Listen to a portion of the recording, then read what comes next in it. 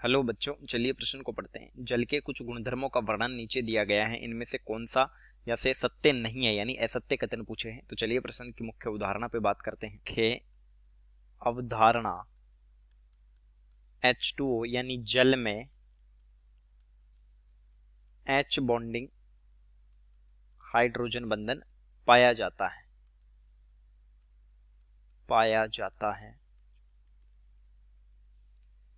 देखिए, अगर हम जल की बात करें H2O, तो जल ना, इसका पैरावैद्युतांक उच्च होता है।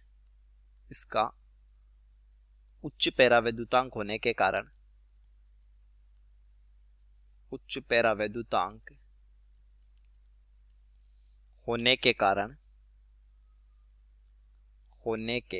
कारण सार्वत्रिक विलायक है।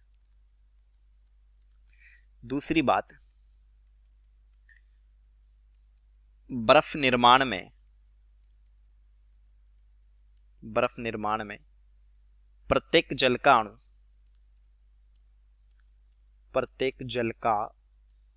अणु 4 हाइड्रोजन बंध बनाता है। देखिए, बर्फ कैसे बनती है, यानी ऑक्सीजन हाइड्रोजन, ये एक जल का अणु है, ये दूसरा जल का अणु है हाइड्रोजन, ये दूसरा तीसरा जल का अणु है। इस तरह बहुत सारे जल के अणु उपस्थित है, हाइड्रोजन। अब देखिए, हाइड्रोजन बंध की स्थिति होती है कि जब हाइड्रोजन उच्च विद्युत ऋणी से जुड़ा हो, जैसे कि फ्लोरीन ऑक्सीजन नाइट्रोजन से जुड़ा हो। तो यहां पर ऑक्सीजन से जुड़ा है, तब H बॉन्डिंग होगी। तो अब यहां पर ये ऑक्सीजन से जुड़ा हुआ हाइड्रोजन H बॉन्डिंग करेगा, ये ऑक्सीजन से जुड़ा हुआ हाइड्रोजन H बॉन्डिंग करेगा, ये ऑक्सीजन से जुड़ा हाइड्रोजन H बॉन्डिंग करेगा, इसी तरीके से ये भी करेगा और इसी तरीके से। तो देखिए, जब बर्फ का निर्माण होता है तो केज लाइक वैकेंट स्पेस होता है। ये वैकेंट स्पेस क्या करेगा कि आयतन को बढ़ा देगा, यानी बर्फ का आयतन अधिक होता